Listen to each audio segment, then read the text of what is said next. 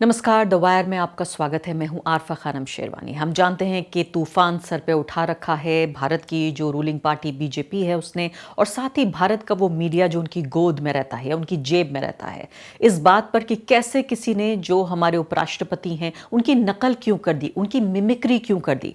लेकिन आज मैं आपको खबर इस बारे में नहीं दिखाऊंगी, खबर उस बारे में जो आपको भुलाने की कोशिश की जा रही है मिमिक्री के जरिए। मिमिक्री को सर पे बिठाकर किस तरह से वो खबर दबाने की कोशिश हो रही है जो आपकी और मेरी रूह को हिला देने के लिए काफी है। भारत के ही एक हिस्से से खबर है। मणिपुर याद तो होगा आपको, ये भारत का ही एक हिस्सा है।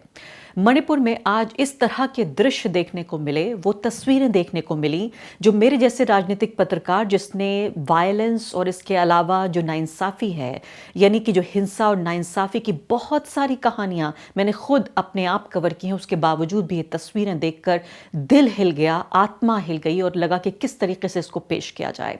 8 महीने के लंबे इंतजार के बाद 87 लोग नहीं, उनके शवों को देखने के लिए तरसते उनके परिवार वाले, आखिरकार वहां का जो प्रशासन है उन्होंने वो शव उनके परिवार वालों को सौंप दिए। वो तस्वीरें इस तरह की हैं, ऐसा नहीं लगता कि दुनिया में इस तरह का एक घटनाक्रम पेश आ रहा है दुनिया के भारत के एक कोने में। और देखिए, मीडिया का पूरा मीडिया खामोश है इस पर। ये वो लोग हैं जिनकी तलाश मई से की जा रही थी। चूड़ाचंद्रपुर नाम की जो जगह है, सबसे ज्यादा जो पूरे मणिपुर का ये जो संकट आया था, या मैं कहूँगी एक तरह का जो गृह युद्ध में तब्दील होता हुआ नजर आ रहा था मेतेई और कुकी समुदाय के बीच, इस बात की भी याद दहानी करता है, हमारी याददाश्त को ताज़ा करता है कि 8 महीने बाद भी ये संकट खत्म नहीं हुआ है। ये जो पूरा मसला है, ये हिंसा है, खत्म नहीं हुई है। 8 महीने से इन 87 लोगों के परिवार वाले, जिनमें 1 महीने का मासूम बच्चा भी है, वो जवान लोग भी हैं जिनके बारे में सपने देख रहे थे उनके माँ बाप, बुजुर्ग लोग भी हैं, वो तमाम लोगों के शव आखिरकार मिल गए हैं जिनको ढूंढने के लिए उन्होंने कोई ऐसा पत्थर नहीं था जिसको पलट के नहीं देखा। रिलीफ कैंप से लेकर गली मोहल्लों से लेकर पुलिस थानों से लेकर जगह जगह जहां जहां ढूंढ सकते थे उनको मृत या जीवित वो पाने की कोशिश कर रहे थे कि आखिर पता तो लगे कि हमारे परिवार वाले हैं कहाँ। अब उन सब की एक साथ उनको आखिरी संस्कार उनके कर दिए गए हैं, अंतिम संस्कार उनका कर दिया गया है।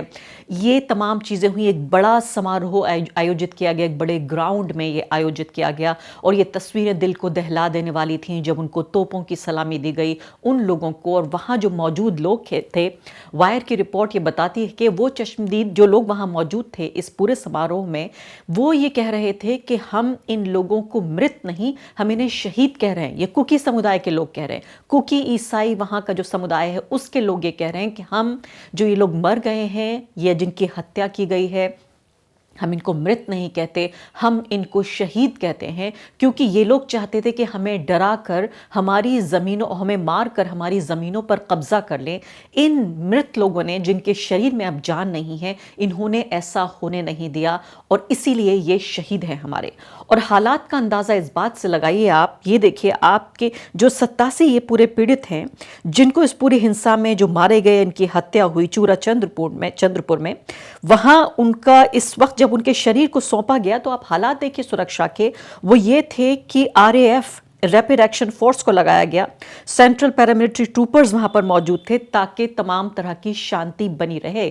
दफा 144 भी वहां लगाई गई ताकि लोग आवाज ना उठाएं और एक तरह की शांति का एक पूरा, मैं कहूंगी, एक ढकोसला, एक झूठ लगातार जो 8 महीने से परोसा जा रहा है वो फिर भी परोसा जाता रहे।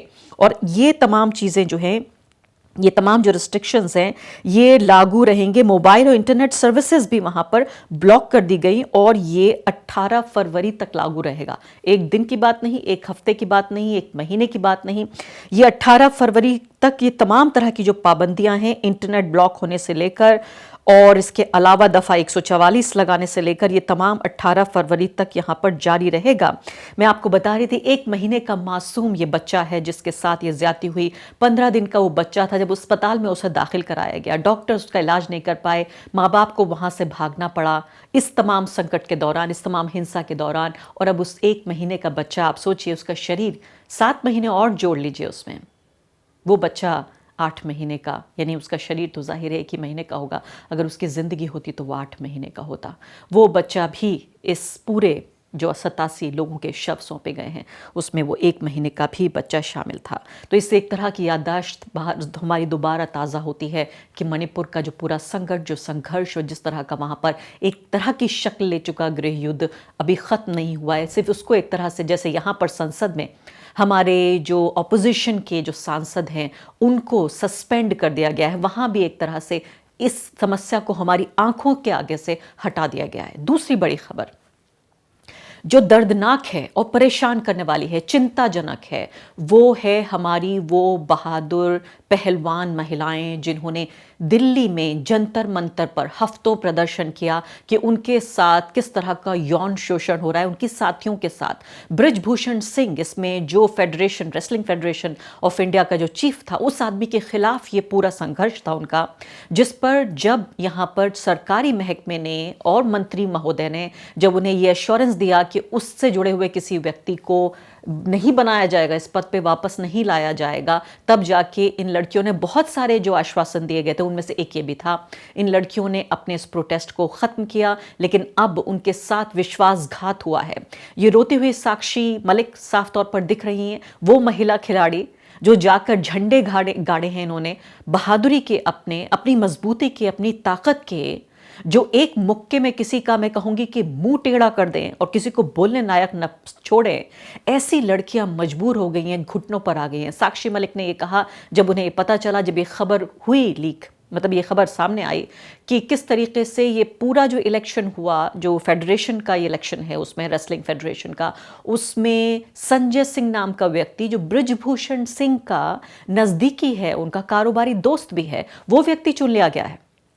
और डर और खौफ ये देखिए कि जो उनको सामने मुकाबला दे रही थी अनीता शेरोन, उनको सिर्फ 7 वोट मिले और इनको 40 वोट मिले। इससे आपको पता चलता है कि इस व्यक्ति का टेरर कितना है, इस व्यक्ति का आतंक कितना है। और इन लड़कियों की यही डिमांड थी कि ऐसा नहीं होना चाहिए। अब ये पूरा मामला जिस तरीके से सामने आ रहा है, आप देखिए, सिर्फ 47 में से 40 उनको मिले, 7 उनको मिले अनीता शेरोन को। और ये पहली इनकी शर्त थी लड़कियों की कि किसी महिला को इसका अध्यक्ष बनाया जाए।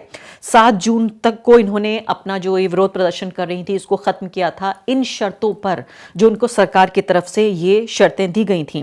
अब ये कह रही हैं, ये लोग कह रहे हैं कि जिनको कुश्ती करनी है वो कुश्ती करें, जिनको राजनीति करनी है वो राजनीति करें। संजय सिंह कह रहे हैं, जाहिर है वो ये कहना चाह रहे हैं कि जो कुश्ती करने वाली महिलाएं हैं, ये पहलवान जो हैं, इनमें से जो राजनीति करना चाहती हैं, जो आवाज़ बुलंद कर रही हैं, वो राजनीति कर रही हैं और बाकी लोग कुश्ती कर रहे हैं। अब आप ये देखिए कि ये कह रहे हैं कि बहुत सारे जो हज़ारों पहलवान हैं, ये उनकी जीत है, संजय सिंह ये कह रहे हैं। अब इसमें साक्षी मलिक जो हैं, उनका ये कहना है कि हमने ये मांग की थी कि ये जो हमारी संस्था है इसकी एक महिला इसकी अध्यक्ष होनी चाहिए, लेकिन ऐसा नहीं हुआ। हमने बहुत लड़ाई लड़ी और जो नए अगर अध्यक्ष हैं वो बृजभूषण सिंह के बहुत नज़दीक हैं, उनके बिजनेस पार्टनर हैं। और मैं अब अलविदा कहती हूँ पहलवानी को। बहुत साल लगे ये हिम्मत बनाने के लिए, इस फेडरेशन के जो प्रेसिडेंट हैं उनके खिलाफ लड़ाई लड़ने के लिए हमें बहुत साल लगे कि हिम्मत बनाई और हमने ये प्रोटेस्ट किया। लेकिन आज सब आपको नतीजा पता ही है कि प्रेसिडेंट जो है उसके बेटे से भी फिर है, उसका राइट हैंड यूँ मान लो प्रेसिडेंट बना है आज रेसलिंग फेडरेशन का। तो जो सरकार ने कमिटमेंट की थी वो पूरी नहीं हुई। हमारी मांग थी महिला प्रेसिडेंट की, महिला प्रेसिडेंट होगी तो शोषण नहीं होगा, लेकिन ना पहले महिला का कोई भागीदारी थी। आज आप पूरे इलेक्शन उसकी लिस्ट उठा के देख लो, एक भी महिला को कोई स्थान नहीं दिया गया। तो बस यही कहना चाहूंगी कि जो ये लड़ाई है ये हमने तो अपनी पूरी हिम्मत करके लड़ी, लेकिन ये लड़ाई जारी रहेगी क्योंकि आने वाली जो और फ्यूचर है, जो बेटे हैं बेटियां हैं, जो रेसलर्स हैं नई जनरेशन के, उनको ये लड़ाई लड़नी पड़ेगी। और मैं ये कहना चाहूंगी कि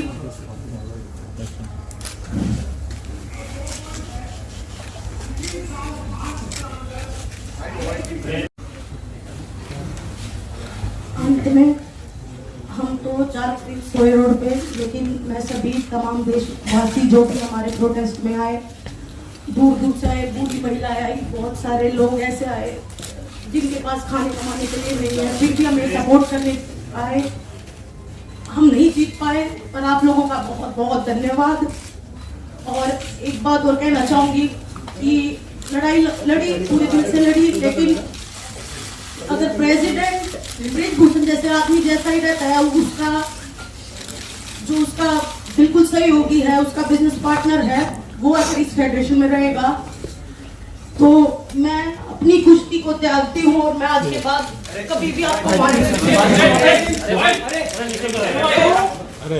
बस सभी देशवासियों को धन्यवाद जिन्होंने आज तक इतना मेरा सपोर्ट किया और मुझे इस मुकाम तक पहुंचाया। मैं रेसलिंग को अलविदा कहती हूँ, साक्षी ये कह रही हैं। अब आप सोचिए कि धनखड़ साहब जो हैं उनके पक्ष में पता चला है कि बहुत सारी जाट एसोसिएशंस आ गई हैं। धनखड़ साहब को अचानक ये पता चला कि वो जाट हैं। जब वहाँ हज़ारों किसान प्रोटेस्ट पे धरने पे बैठे थे तब वो भूल गए थे कि उनकी जातीय पहचान क्या है।